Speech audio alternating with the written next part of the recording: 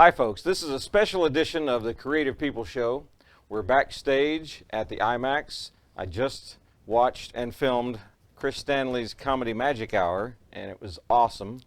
So you'll definitely want to come see that. My guest, of course, is Chris Stanley, the comedian, magician, actor, whatever. What else do you do? I do stilts. I've done balloons. Yeah. I mean, I do a variety act. So, you know, when you work as a performer, sometimes you get asked to do all sorts of things, and you learn new stuff. So, yeah, I did. That's how I did stilts. I was working at the showboat, and they said, "We want you to be a giant not pirate, a giant captain." And I'm like, wow. "Okay." And you were never trained with stilts. You just No, jumped on them and I practiced for a week, and they okay. had made these foam rubber feet. Now the problem is that I was on the carpet. I was actually on the boat, and those feet would get caught on the carpet and roll under my stilt, and that almost made me fall several times. But the worst was when I was outside, and my pants turned into a sail, and I literally, I was leaning like this, and my pants were flapping back here, keeping me up. I thought maybe the boat would. You rock a know, little that bit. wasn't too bad because the showboat's so big, Yeah. it doesn't rock too Yeah, much. it's on the But lake. I did hit my head going through those doors because those are really, you know, those are watertight doors. Oh, yeah. They have to be. Yeah. So yeah, and I've smarted myself a few times. Yeah, I was in the Navy, so I was in even a much bigger ship than that, and of course out in the middle of the ocean when you got 40-foot swells and waves, you know, that can cause the ship to rock quite a bit. But you get used to it. You get your sea legs. You had your lake legs then. I did, just, you know, I asked for a raise and that's what they gave me. Okay, so tell us about your show. I know I just watched it, and we're going to show some clips of it here during the middle of this show, but what? Well, I do the comedy hour, Chris Stanley Comedy Magic Hour. That's what I called it. I couldn't add any more words to it. I tried to make that the longest name I could find. But it's 1 hour long. It's Wednesdays, Fridays, and Saturdays at the IMAX Little Opry Theater. I've been doing magic for 25 years or more around the country, and an opportunity came to the IMAX where they had some space available. And I mentioned, hey, I do a show. I'd love to do a 1 hour thing here. So we talked about it, and they were like, what are you going to do? So I came and auditioned. I do a lot of close-up now, which is funny because when I go around the country, I don't do close-up. I normally do, and it's not even really technically close-up, it's parlor. But I don't do that stuff because, you know, you're doing 1,000 people, they can't see you do the vanishing dime. You know, they can't see stuff like that. And I don't do that trick, but, you know, I try to keep a good variety of what I do. I do a little bit of stand-up. I do some tricks that I started in magic with. When I first started doing professional stuff, I do those tricks as well. I try to be as interactive with the audience as I can. I have a small seat theater. I think technically with the seats that are not allowed to be sold, we have like 190 in there. So it's perfect for a parlor show. So I'll do an escape. We all do a card trick together. We rip it up, we make a huge mess, and the magic is we don't clean it up. Somebody else does. Yay, magic! I shoot things at your head, then I teach you how to build it, and you shoot things at other people's heads, which is a lot of fun. But some science and all sorts of craziness. Yeah, it's really awesome. And what's funny is the comedy, some of the comedy is self-deprecating comedy because you'll mess up intentionally, of course. I shouldn't tell people that, but you mess up and then it's like that. Hey, now you know why I'm not on TV. Yay! I'll have jokes for anything that happens. Yeah. So, but one thing happened in the show today that doesn't normally happen. Yeah. The lady puts her card in, and I pretend I have lost it, and I do. I intentionally lose her card. Yeah. And I reach in there and I pull out a card. I pulled out her card. I just reached in and just grabbed it, and didn't intend to grab her card, but I went with it. I was like, okay. Because it was Queen of Hearts, and I just went, whoop, looked at it, and she said Queen of Hearts. I was like, nailed it. And so you just sort of go with it. And then I did my next, my next trick I did to somebody else, because I like to tear up cards. Burn him. Whoa, burn him. Get him, see if he floats. If he floats, he's a witch. If he drowns, he's not. Apart from witches. Oh, sorry. Little Monty Python. A little bit there, yeah. But so, you know, with a live show, the great thing about it is I can do whatever I want. It's my show, so if it doesn't go the way I planned it doesn't mean it's gone bad. It just means it's an opportunity to do something else. You got that on. We got that on video today too. What you did. Yep. And you'll see my face probably be like, okay. And then we do some other stuff. You know, I try to keep everything changing and fresh. So I get bored. That's really the reason. I'll get bored and I'll say, I don't want to do this anymore, and I'll do something else. So, or I'll create something. That's the other thing too. Is I have a sketch pad trick. You'll see. Evie shows a clip of it, where I sort of put a bunch of things together and made this one trick, and I'm really proud of it. That one was amazing. Oh, good. I can't figure out. I mean, the first part was funny, but yeah, of course. And I did have last couple of days, I've had a fairly decent crowd for a new show. Yeah. And I've had some really good compliments. 25, 30? I don't know. I haven't got my report yet. I'll go down. Hey, kids, if you start your own show, you need to get your reports after the show. Find out where everybody's from. Yeah, and it's just good stuff. Good stuff to know, to say thank you to like people that are helping you, because you cannot do it on your own. I'm going to tell you right now, you can't do it on your own. You're going to need help, and there are people that help you, and say thank you whenever they are helping you. Because people like to be told they're doing a good job. But I had a guy come out yesterday that said, I've seen 5 shows in Branson, and you're my favorite, which I've not been told that, so that was awesome. And then I had a guy today say, I've seen several shows. I may not remember them, but I will remember yours. So that's awesome as well. So it's unique and memorable. It is. Okay, so you've got these now we have a lot of wonderful, wonderful magic shows in town. Hamners, I love the Hamners. Known them for years. Rick Thomas has a $1 million set and all his craziness. Reza, I've got friends that do stuff in Reza's show. All these great magicians, all of them.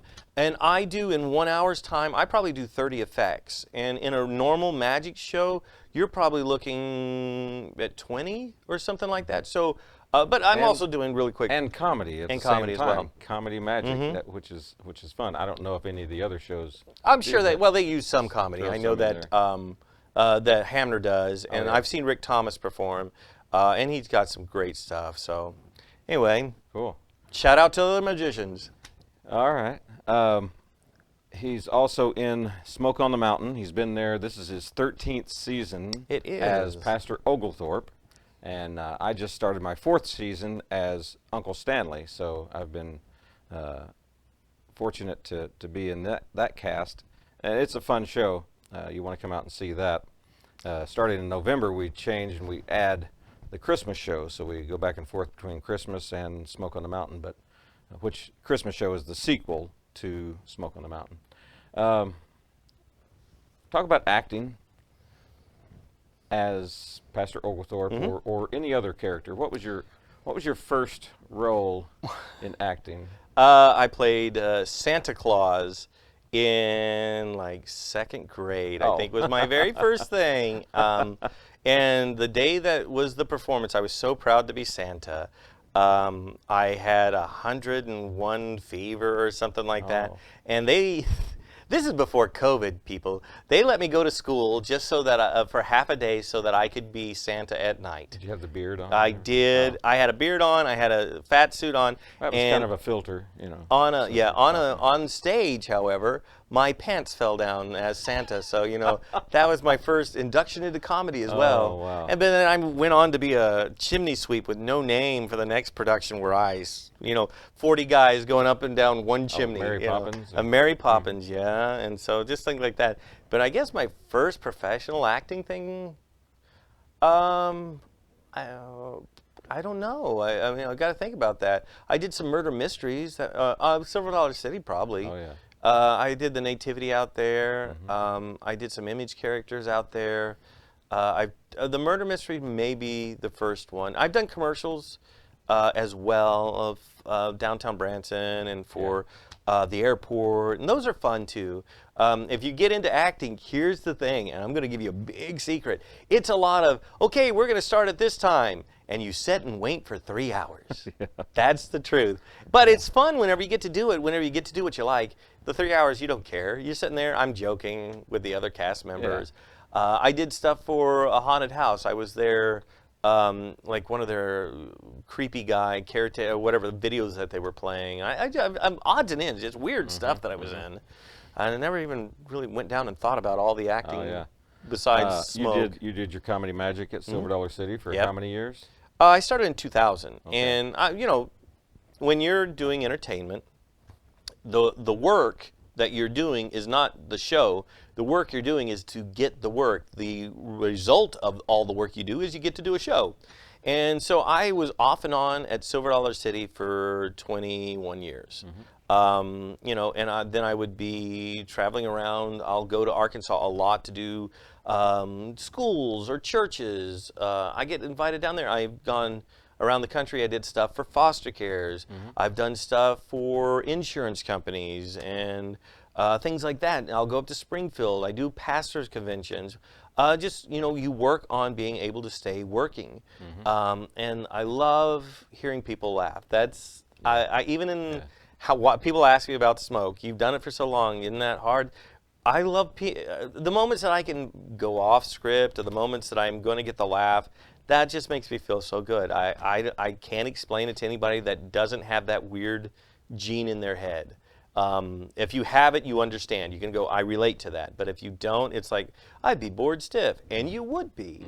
But the moments that you can really connect and really get them to belly laugh and laugh so hard that they cry, that's the best. That's the best. Do you believe comedy is something inherent, built into your DNA? Or is it something learned from your environment, or something that you can learn from training? Well, I honestly think that everybody has comedy. That everybody does something. Everybody's not funny, but you know, everybody knows what comedy is. Everybody laughs at something, and there, you know, you're going to make somebody laugh somewhere. I've seen some really dry people, but even those people have an audience. It's finding that audience.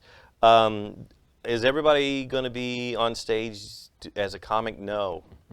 There's no way. It's very hard. It's very brutal because you have to fail so much before you're good. You go out there, especially like improv comics and situational comedy things like that, where you're creating it up on the spot. That's you're taking your life in your own hands. I've done improv comedy and done a little bit, and sometimes you throw something out there and it's not funny, and you just have to sit there in the silence, and you're like, oh, this is murder. But then once you bomb several times, you realize you're not going to die from it. But it's not a good feeling. It's horrible. And then you go back saying, this will never happen again. How can I make it better? You know, something will happen during the smoke show if I throw something out there and go, that did not work, and I will apologize to the people. I'm like, I'm so sorry. But when it comes up again, it will not be that. It will be something better, and it will work. That's the other thing.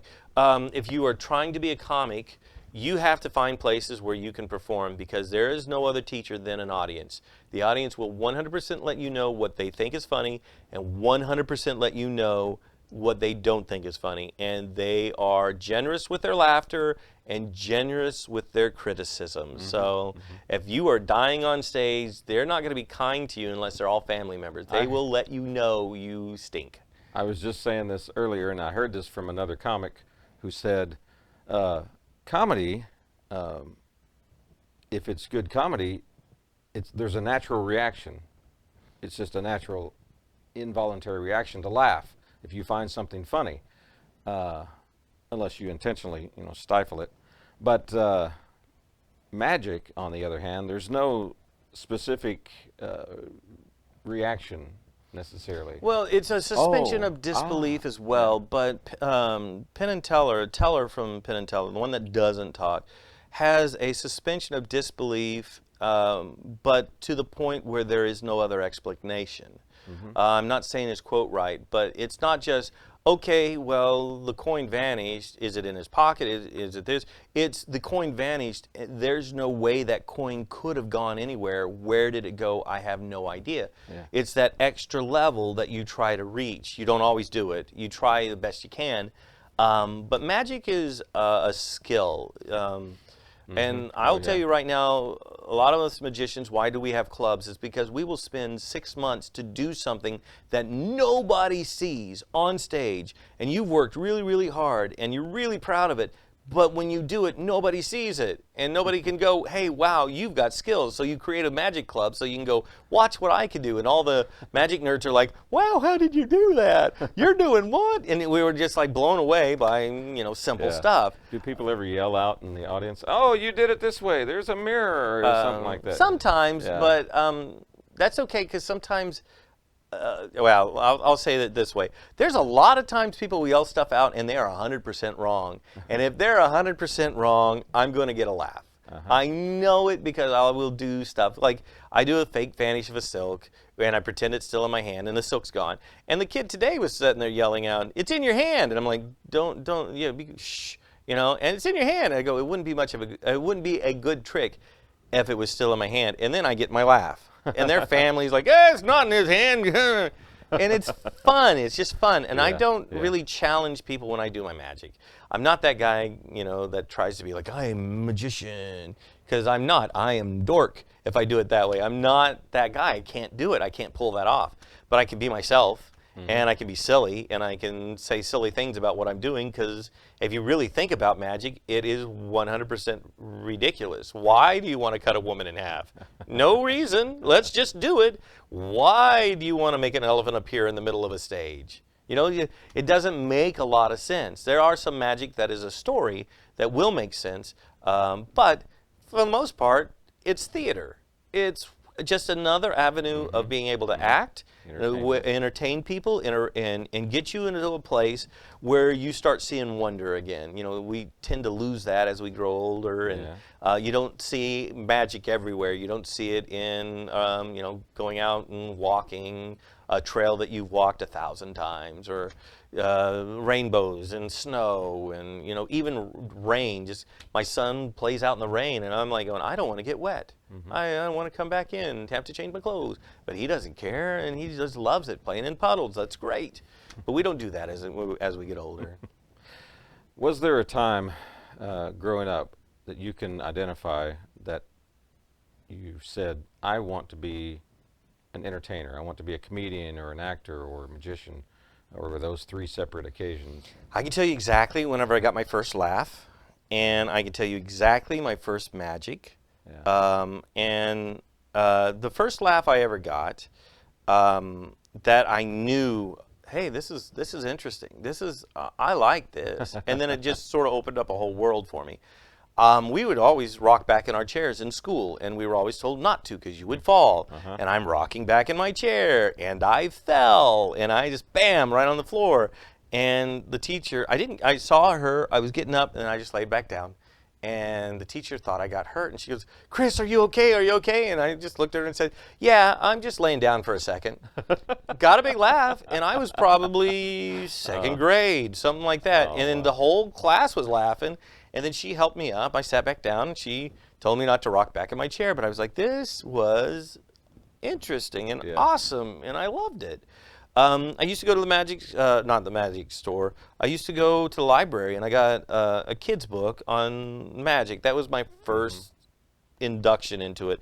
And I would look at it. I made a couple of little things like the matchbox, what you put your finger in and you put blood right there. And they're like, oh, it's alive. And then I went to Kmart. That'll tell you how old I am. Went to Kmart. There was on the end these little magic sets that were like $1 each. And I bought 3 sets. I bought all the different versions they had.